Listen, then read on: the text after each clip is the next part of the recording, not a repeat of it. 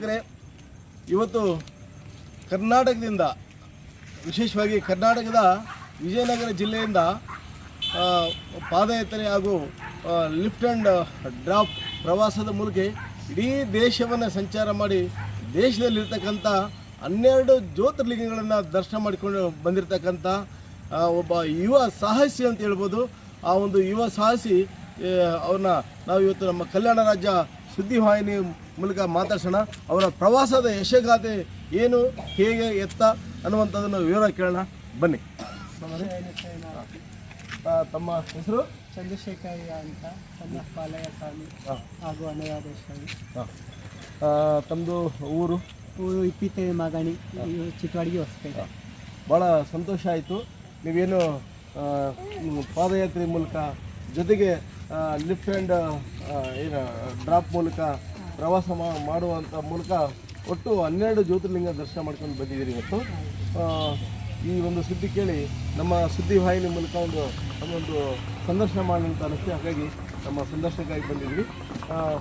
ಒಟ್ಟಾರೆ ತಮ್ಮ ಏನು ಪ್ರವಾಸ ಯಾವ ದಿನಾಂಕದಲ್ಲಿ ಪ್ರಾರಂಭ ಮಾಡಿದ್ರಿ, ಎಲ್ಲಿಂದ ಪ್ರಾರಂಭ ಮಾಡಿದ್ರಿ, ಯಾವ ರೀತಿಯಾಗಿ ಪ್ರವಾಸ ಇತ್ತು ಅನ್ನೋಂಥದ್ದು ಸ್ವಲ್ಪ ನಮ್ಮ ಮಾಧ್ಯಮಕ್ಕೆ ವಿವರಿಸಿ. ಓಕೆ, ತುಂಬ ಖುಷಿ ಆಯಿತು ನೀವು ನನ್ನ ಬಂದು ಒಂದು ಇಂಟರ್ವ್ಯೂ ತೊಗೊಳ್ತಾ ಇದ್ದು. ತುಂಬಾ ಖುಷಿ ಆಯಿತು. ಹಾಗೂ ನನ್ನ ಒಂದು ಪಯಣ ಹೇಗೆ ಸ್ಟಾರ್ಟ್ ಆಯಿತು ಅಂತಂದರೆ ಹಠದಿಂದ ಸ್ಟಾರ್ಟ್ ಆಯಿತು. ನಾನೇನು ಅಂತ ತೋರಿಸ್ಕೊಬೇಕು ಅನ್ನೋ ಕಾರಣಕ್ಕೆ ನನ್ನ ಮೊದಲನೇ ಜರ್ನಿ ಕೇದಾರ್ನಾಥಿಗೆ ಸ್ಟಾರ್ಟ್ ಆಯಿತು. ಅದು ಬಂದುಬಿಟ್ಟು ಆಗಸ್ಟ್ 4ಕ್ಕೆ ಸ್ಟಾರ್ಟ್ ಆಯಿತು. ಆವಾಗ ಜನಗಳೆಲ್ಲ ನನ್ನ ಬೈ ಮಾತಾಡ್ತಾನೆ, ನಿಮ್ಮ ಕೈಯಲ್ಲಿ ಏನೂ ಆಗಲ್ಲ ಆ ಥರ ಎಲ್ಲ ಏನೋ ಪರ್ಸೆಪ್ಟಿವ್ ಇತ್ತು. ನನ್ನನ್ನು ಪ್ರೂವ್ ಮಾಡ್ಕೊಳಕ್ಕೆ ನನ್ನ ಕೈಯಲ್ಲಿ ಯಾವುದೂ ಅಸಾಧ್ಯವಲ್ಲ, ಭಗವಂತ ಒಂದು ಇದ್ದೇ ಸಾಧ್ಯ ಅಂತ ಅಂದ್ಕೊಂಡು ನಾನು ಕೇದಾರ್ನಾಥಿಗೆ ಮೊದಲು ಟ್ರಾವೆಲ್ ಮಾಡಿದೆ. ಕೇದಾರ್ನಾಥಿಗೆ ಇಲ್ಲಿಂದ ಆಗಸ್ಟ್ 4ಕ್ಕೆ ಬಿಟ್ಟಿದ್ದೆ. ಆಗಸ್ಟ್ 13ಕ್ಕೆ ನಾನು ಕೇದಾರ್ನಾಥ್ ರೀಚ್ ಆದೆ.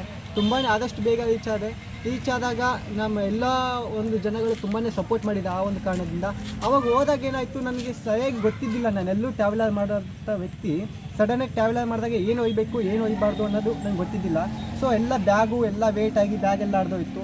ಆ ಒಂದು ಕಾರಣಕ್ಕೆ ಮತ್ತೆ ಮನೆಗೆ ಬಂದು ಮತ್ತೆ ನನಗೇನು ಗೊತ್ತಿಲ್ಲ. ಕೇದಾರ್ನಾಥಿಗೆ ಹೋಗಿ ಬಂದಮೇಲೆ ನೆಮ್ಮದಿ ಇಲ್ಲ.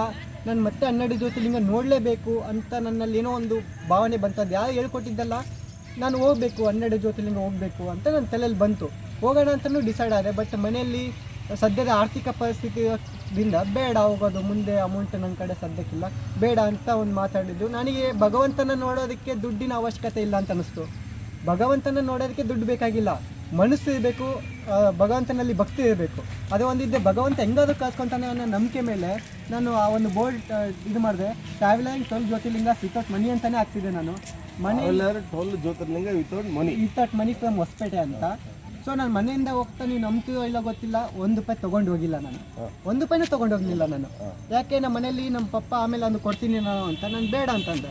ಯಾಕಂದರೆ ನಾನು ವಿತೌಟ್ ಮನಿ ಟ್ರಾವೆಲರ್ ಮಾಡೋಣ ಅಂದ್ಕೊಂಡಿದ್ದೆ. ಹಂಗೆ ಮಾಡ್ತೀನಿ ನಾನು ಟ್ರಾವೆಲರ್ ಅಂತ ಅಂದ್ಕೊಂಡು ವಿತೌಟ್ ಮನಿ ಟ್ರಾವೆಲರ್ ಮಾಡಿದೆ. ಫಸ್ಟ್ ಡೇನೇ ನಾನು 200 ಕಿಲೋಮೀಟರ್ ಹೋಗಿ ಬಿಜಾಪುರಲ್ಲಿ ಉಳ್ಕೊಂಡೆ. ಬಿಜಾಪುರಿನ ಸುತ್ತಮುತ್ತ ಪ್ಲೇಸಸ್ ನೋಡಿಕೊಂಡು ಮತ್ತೆ ನನ್ನ ಪಯಣ ಮುಂದೆ ಪೂರ್ಣ ಕಡೆ ಬೆಳೆಸಿದೆ. ಕರ್ನಾಟಕ ದಾಟುವವರೆಗೂ ನನಗೆ ಅಂದ್ಕೊಂಡಿದ್ದೆ, ಓಕೆ ನಮ್ಮ ಕರ್ನಾಟಕ ಜನ ಸಪೋರ್ಟ್ ಮಾಡ್ತಾರೆ, ಅದರಲ್ಲೂ ಉತ್ತರ ಕರ್ನಾಟಕದಲ್ಲಿ ಇಂತೂ ಚಿಂತೆನೇ ಇಲ್ಲ, ಸಪೋರ್ಟ್ ಮಾಡ್ತಾರೆ ನಂಬಿಕೆ ಇತ್ತು. ಬಟ್ ಕರ್ನಾಟಕ ದಾಟಿದ ಮೇಲೆ ಹೆಂಗಪ್ಪ ನನಗಂತೂ ಟೆನ್ಷನ್ ಆಯಿತು. ₹1 ಇಲ್ಲ ಜೊತೆಯಲ್ಲಿ ₹1 ಇಲ್ಲ. ಅದೇ ಎಲ್ಲ ಪ್ರವಾಸದ ಮಧ್ಯದಲ್ಲಿ ಊಟಕ್ಕೆ ಟಿಫಿನಿಗೆ ಏನು ಮಾಡ್ತಾ ಇದ್ದೀವಿ? ಸೊ ನಾವು ಬಂದುಬಿಟ್ಟು ಮೊದಲಿಗೆ ಇದು ನಾವು ಜಂಗಮರು, ನಮ್ಮ ಕಾಯಕನೇ ಭೌತಿ ಭಿಕ್ಷಾ ದೇಹಿ ಅಂತ ಬೇಡ್ಕೊಂಡು ಊಟ ಮಾಡೋದು. ನಮ್ಮ ಕಾಯಕನ ನಾನು ಮಾಡೋಣ, ಅದ್ರಲ್ಲಿ ತಪ್ಪಿಲ್ಲ ಅಂತ ಅನ್ನಿಸ್ತು. ಮೊದಲಿಗೆಲ್ಲ ಅದನ್ನೇ ಮಾಡಿಕೊಂಡು ನಮ್ಮ ಕುಲಸ್ಥರು ಬದುಕ್ತಾ ಇದ್ದು. ಬಟ್ ನಾನು ಅದನ್ನು ಕಂಟಿನ್ಯೂ ಮಾಡೋಣ, ನಮಗೆ ನಾಚಿಕೆ ಬಿಟ್ಟು ಕೇಳೋಣ ಅಂತ ಒಂದು ಉದ್ದೇಶದಿಂದ ನಾನು ಹೋಗಿರೋದು.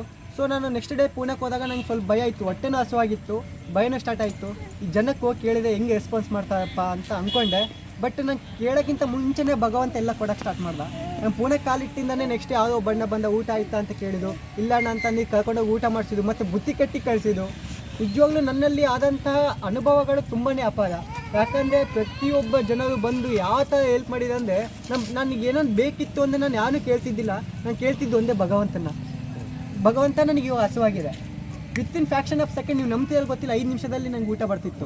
ಯಾರು ಬಂದು ಕೊಡಿಸ್ತಿದ್ದು ಗೊತ್ತಿಲ್ಲ.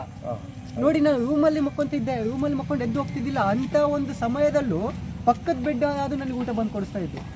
ಅದು ನಿಜವಾಗ್ಲೂ ನನಗೆ ಶಾಕು. ನೀವು ನಂಬ್ತಿಯಲ್ಲೋ ಗೊತ್ತಿಲ್ಲ, ಮೊನ್ನೆ ತಾನೇ ರೀಸೆಂಟಾಗಿ ನನಗೆ ಒಂದು ಆಕ್ಸಿಡೆಂಟ್ ಆಯಿತು. ಆಟೋದವ್ನು ಬಂದು ಗುದ್ಕೊಂಡು ಹೋದಾಗ ಕೈಗೆ ಫ್ರ್ಯಾಕ್ಚರ್ ಆಗಿದೆ. ಸೊ ಆಟೋದವ್ನು ಬಂದು ಗುದ್ಕೊಂಡು ಹೋದಾಗ ಫುಲ್ ಫಾಸ್ಟಲ್ಲಿದ್ದ, ಹಿಂದೆ ಬಸ್ಸು ಇತ್ತು. ಬಸ್ಸು ಅವ್ನು 80 ಸ್ಪೀಡಲ್ಲಿದ್ದಾನೆ. ಬಟ್ ಅವ್ನು ಹೆಂಗೆ ಬೇಕಾಗಿದೆ ನನಗೆ ಗೊತ್ತಾಗ್ತಿಲ್ಲ. ಅವ್ನು 80 ಸ್ಪೀಡಲ್ಲಿ 1 ಅಡಿ ಡಿಫ್ರೆನ್ಸಲ್ಲಿ ನಾನು ಬದುಕಿದ್ದೀನಿ. ಅದು ನನಗೆ ಒಂಥರ ಶಾಕ್ ಆಯಿತು, ಬಸ್ ಹೆಂಗೆ ನಿಂತಿತ್ತು ಅನ್ನೋದು.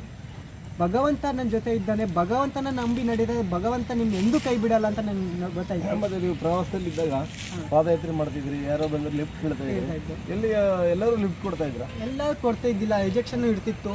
ಬಟ್ ಭಗವಂತನಲ್ಲಿ ಭಕ್ತಿ ಇದ್ದಂತ ಮಾತ್ರ ಕೊಡ್ತಾ ಇದ್ದು ಅನ್ನೋ ನಂಬಿಕೆ ನನಗಿತ್ತು. ಎಲ್ಲರೂ ಕೊಡ್ತಾ ಇದ್ದಿಲ್ಲ, ರಿಜೆಕ್ಷನ್ ಹಂಗೆ ಇತ್ತು. ನಾನು ಎಲ್ಲಿ ನನಗೆ ನಿಜವಾಗ್ಲೂ ಇನ್ನೊಂದು ಕೇಳಿದ್ದೀನಿ ನೋಡಿ, ನೀವು ಎಲ್ಲಿ ಲಿಫ್ಟ್ ಸಿಗ್ತಾ ಇತ್ತ ಅಂತ. ಲಿಫ್ಟ್ ಸಿಗ್ತಾ ಇದ್ದಿಲ್ಲ. ನಾನು ಒಂದು ಕಡೆ ಒಂದು ನಿಂತಾಗ ಲಿಫ್ಟ್ ಸಿಗ್ತಾ ಇದ್ದಿಲ್ಲ.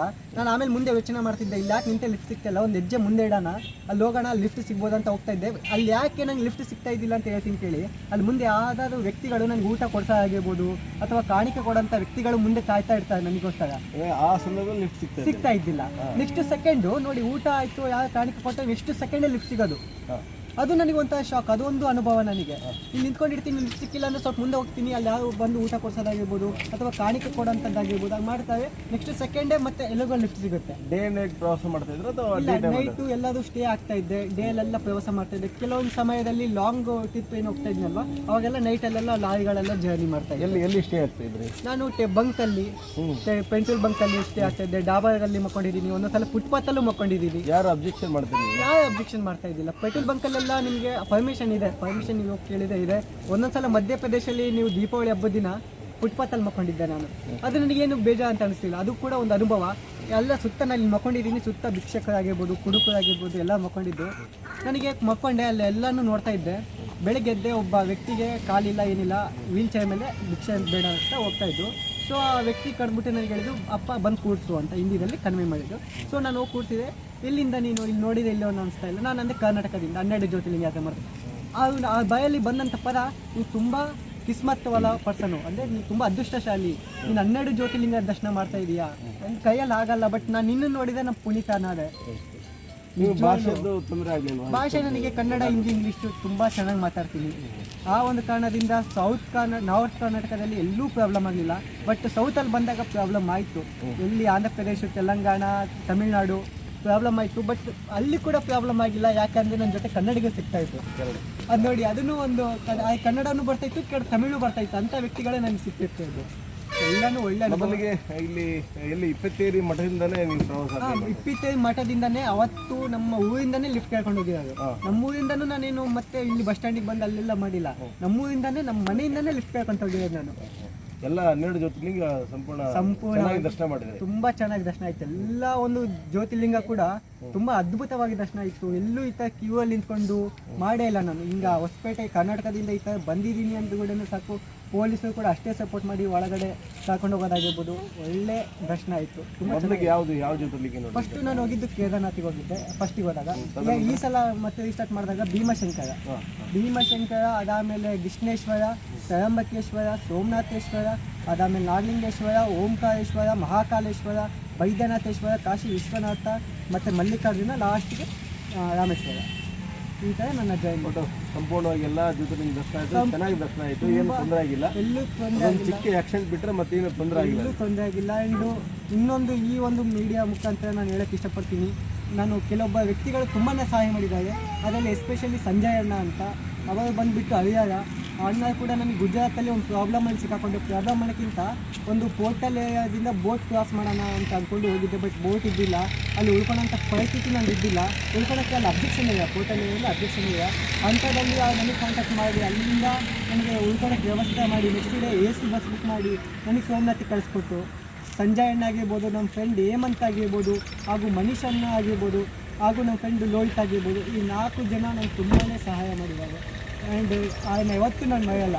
ಒಟ್ಟು ಇದು ಒಟ್ಟಾರೆ ಎಲ್ಲ ನಿಮ್ಮ ಪ್ರವಾಸವನ್ನು ನಿಮ್ಮ ಇನ್ಸ್ಟಾಗ್ರಾಮ್ದಲ್ಲಿ, ಯೂಟ್ಯೂಬಲ್ಲಿ ನೀವು ಅಪ್ಲೋಡ್ ಮಾಡ್ತಾ ಇರ್ತಾರೆ. ಲೋಕ ಸಂಚಾರಿ ಅಂತ. ಯಾವುದು ಇನ್ಸ್ಟಾಗ್ರಾಮ್? ಲೋಕ ಸಂಚಾರಿ. ಓಕೆ, ನಿಮ್ಮ ಈ ಒಳ್ಳೆ 12 ಜ್ಯೋತಿರ್ಲಿಂಗ ವಿತೌಟ್ ಮನಿ ಜ್ಯೋತಿರ್ಲಿಂಗದ ಪ್ರವಾಸ ದರ್ಶನ ಯಶಸ್ವಿಯಾಗಿದೆ. ಇದೇ ರೀತಿಯಾಗಿ ನೀವು ಇನ್ನೂ ಹೆಚ್ಚೆಚ್ಚಿನ ಉನ್ನತ ಮಟ್ಟಕ್ಕೆ ಬೆಳೀರಿ, ಹೆಚ್ಚೆಚ್ಚಿನ ಕಾರ್ಯಕ್ರಮ ಹಮ್ಮಿಕೊಳ್ಳ್ರಿ. ನಿಮ್ಮ ಇನ್ಸ್ಟಾಗ್ರಾಮು ಮತ್ತು ಯೂಟ್ಯೂಬು ಹೆಚ್ಚೆಚ್ಚು ಬೆಳೀಲಿ. ವೀಕ್ಷಕರೇ, ಇದಿಷ್ಟು ನಮ್ಮ ಹೊಸಪೇಟೆಯ ವಿಜಯನಗರ ಯುವ ಸಾಹಸ ಯಶೋಗಾಥೆ, ಪ್ರವಾಸದ ಯಶೋಗಾಥೆ. ನಮ್ಮ ಚಂದ್ರಶೇಖರ ಸ್ವಾಮಿಯವರ ಇನ್ಸ್ಟಾಗ್ರಾಮ್ನ ಹೆಚ್ಚೆಚ್ಚು ತಾವು ಲೈಕ್ ಮಾಡಿ, ಸಬ್ಸ್ಕ್ರೈಬರ್ ಆಗಿರಿ, ಶೇರ್ ಮಾಡಿರಿ. ಈ ಯುವ ಸಾಹಸಿಯನ್ನು ಪ್ರೋತ್ಸಾಹಿಸಿದಂತೆ ಈ ಮೂಲಕ, ನಮ್ಮ ಸುದ್ದಿವಾಹಿನಿ ಮೂಲಕ ನಾನು ಸಹಿತ ತಮ್ಮೆಲ್ಲರಿಗೂ ಕೇಳ್ಕೊಳ್ತಾ ಇದ್ದೀನಿ. ಈ ಯುವ ಸಾಹಸಿಯ ಒಂದು ಪ್ರವಾಸವನ್ನು ನಾವೆಲ್ಲರೂ ಬೆಂಬಲಿಸುತ್ತಾ ಇನ್ನೂ ಹೆಚ್ಚಿನ ಉನ್ನತ ಸ್ಥಾನಕ್ಕೆ ಎತ್ತರಕ್ಕೆ ಬೆಳೆಯಲಿ ಅಂತ ನಮ್ಮ ಕಲ್ಯಾಣ ರಾಜ್ಯ ಸುದ್ದಿವಾಹಿನಿ ಮೂಲಕ ಅವರಿಗೆ ಹಾರೈಸುತ್ತಾ, ಅವ್ರ ತಂದೆಯವರಿದ್ದಾರೆ, ಮಗನ ಸಾಹಸದ ಪ್ರವಾಸದ ಕುರಿತು ಅವ್ರ ತಂದೆಯವರು ಏನು ಹೇಳ್ತಾರೆ ಕೇಳೋಣ ಬನ್ನಿ. ನಮಸ್ಕಾರ ಸರ್. ಸ್ವಾಮಿಯರೇ, ನಿಮ್ಮ ಮಗ ಇವತ್ತು ವಿತೌಟ್ ಮನೆ 12 ಜ್ಯೋತಿರ್ಲಿಂಗವನ್ನು ದರ್ಶನ ಮಾಡ್ಕೊಂಡು ಬಂದಿದ್ದಾರೆ. ಅದು ಪಾದಯಾತ್ರೆ ಮತ್ತು ಲಿಫ್ಟ್ ಕೇಳುವ ಮುಖಾಂತರ ಇಡೀ ದೇಶವನ್ನು ಸಂಚಾರ ಮಾಡಿಕೊಂಡು ಯಶಸ್ವಿಯಾಗಿ ವಾಪಸ್ಸು ಇವತ್ತು ವಿಜಯನಗರಕ್ಕೆ ಬಂದಿದ್ದಾರೆ. ಈ ಕುರಿತು ನೀವು ಏನು ಹೇಳ್ತೀರಿ? ನಾವು ದಿನನಿತ್ಯ ನಾವು ಬೆಳಗ್ಗೆ ಹಾಲಿನಿಂದ ಸಪ್ಲೈ ಮಾಡ್ತಾ ಇದ್ವಿ. ಪ್ರತಿಯೊಬ್ಬರು ಮನೆಯಲ್ಲಿ ಎಲ್ಲರೂ ಕೇಳೋ ನಮ್ಮನ್ನು ಭಾಳ ಧೈರ್ಯವಂತ, ನೀವು ಒಬ್ಬನೇ ಮಗನದ ಅದನ್ನ ಅಂತೀರಿ, ಹೆಂಗೆ ಕಳಿಸಿದ್ರಿ, ಹೆಂಗೆ ಬಿಟ್ರಿ ಅಂತಂದರು. ಈಗ ಅವನು ಒಂದು ಹೋಗ್ಬೇಕಂತ ಒಂದು ಹಠವಾದಿ ಅದನ್ನು ನನ್ನ ಮಗ ಯಾವತ್ತು ಹೋಗ್ಬೇಕು ಅನ್ನೋದೊಂದು ಹಠವಾದಿಲಿಂದ ಒಯ್ಯೋಣ. ಅದು ನಮಗೆ ಏನಂದ್ರೆ ಧೈರ್ಯ, ಅವ್ನು ದಿನನಿತ್ಯ ನಮಗೆ ಮೆಸೇಜ್ ಕೊಡ್ತಾ ಇದ್ದಾನೆ, ಎಲ್ಲಿದ್ದೀನಿ ಎಲ್ಲಿಲ್ಲ, ಒಂದು ಫೋನ್ ಸ್ವಿಚ್ ಆಫ್ ಆಗಿಲ್ಲ, ಯಾವತ್ತಿಗೆ ಚಾರ್ಜಿಂಗ್ ಕರೆಕ್ಟ್ ಇಟ್ಕೊಂಡು ಅವ್ನು ನಮಗೆ ತಿಳಿಸ್ಕೊಂತ ಮಾಡ್ಕೊಂತ ಇರೋದ್ರಿಂದ ನಮಗೆ ಧೈರ್ಯವಾಗಿದೆ. ನಾವು ಹಂಗಾಗಿ ಮನೆಯಲ್ಲಿ ಧೈರ್ಯದಿಂದ ಇದ್ದೀವಿ. ದಿನನಿತ್ಯ ರಾತ್ರಿ ಅವ್ನು ಎಲ್ಲಿ ವಸ್ತಿ ಆದ್ರೆ ಏನು ಮಾಡಿದ್ರು ನಮಗೆ ದಿನನಿತ್ಯ ಮೆಸೇಜ್ ತಿಳಿಸ್ತಿದ್ವಿ. ಹಂಗಾಗಿ ನಮಗೆ ಭಾಳ ಧೈರ್ಯದಿಂದ ನಾವು ಮನೇಲಿ ಇದ್ದೀವಿ. ಆದರೂ ನಮ್ಗೆ ಎಲ್ಲರೂ ಕೇಳೋರು, ಮನೆ ಹಾಲು ಹಾಕೋಕೆ ಹೋದಲ್ಲೆಲ್ಲ ಭಾಳ ಒಬ್ಬನದನಂತೀರಿ, ಹೆಂಗೆ ಕಳಿಸಿದ್ರಿ ನೀವು, ಯಾವ್ದು ಭಾರಿ ಧೈರ್ಯ ಬಿಟ್ರಪ್ಪ ನಿಮಗೆ ಅನ್ನೋರು ಎಲ್ಲರೂ. ಅದು ಮತ್ತು ಏನೋ ಒಂದು ಭಗವಂತ ಅದನ್ನು ನಾವಂತೂ ನೋಡಿಲ್ಲ, ಒಂದು ಜ್ಯೋತಿರ್ಲಿಂಗ ನೋಡೋಕ್ಕಾಗಿಲ್ಲ, ಆದರೂ ನಮ್ಮ ಮಗ ಆದರೂ ಹೋಗಿ ಬಂದನಲ್ಲ ಅಂತ ನಮಗೆ ಅನಿಸ್ತೀವಿ. ನಮ್ಗೆ ಭಾಳ ಸಂತೋಷ ಆಗುತ್ತೆ. ಸಂತೋಷ ಆಯ್ತು. ಎಸ್ ಶೇಖರೇ, ಇದಿಷ್ಟು ಏನು ಈ ಸಾಹಸಿ ಚಂದ್ರಶೇಖರ ತಂದೆಯವರ ಮಾತುಗಳಾಗಿದ್ದಾವೆ. ಈ GM ಚಂದ್ರಶೇಖರ್ ಅವರು ವಿಜಯನಗರ ತಾಲೂಕಿನ ಇಪ್ಪತ್ತೇರಿಯಲ್ಲಿ ಉಕ್ಕರಗಾಡದ ಕರಿಬಸವೇಶ್ವರ ಸ್ವಾಮಿಯವರ ಮಠ ಇದೆ. ಆ ಮಠದ ಒಂದು ಏನು ಪೀಠಾಧಿಪತಿಗಳಾಗಿರ್ತಕ್ಕಂಥ ಅನುರಾಧೇಶ್ವರಿ ಅಮ್ಮನವರ ಸುಪುತ್ರರು ಕೂಡ ಅವರ ಯಜಮಾನರು. ಸೊ ಈ ಒಂದು ಯುವ ಸಾಹಸಿಗೆ ಉಕ್ಕರಗಾತ್ರಿ ಕರಿಬಸವೇಶ್ವರ ಆಶೀರ್ವಾದ ಸದಾ ಇರಲಿ. ಇನ್ನೂ ಹೆಚ್ಚೆಚ್ಚಿನ ಒಂದು ಸಾಧನೆಗಳನ್ನು ಮಾಡುವ ಮುಖಾಂತರ ಇಡೀ ದೇಶಕ್ಕೆ ಒಬ್ಬ ಒಂದು ಸಾಧನೆಗೈದ ಯುವ ಸಾಹಸಿ ಆಗಲಿ ಅಂತ ಈ ಮೂಲಕ ಶುಭ ಹಾರೈಸುತ್ತಾ ಶುಭ ಕೋರ್ ಭಾರಿ ಐತ್ರ ಉತ್ತರ ಕರ್ನಾಟಕ ಹೌದು.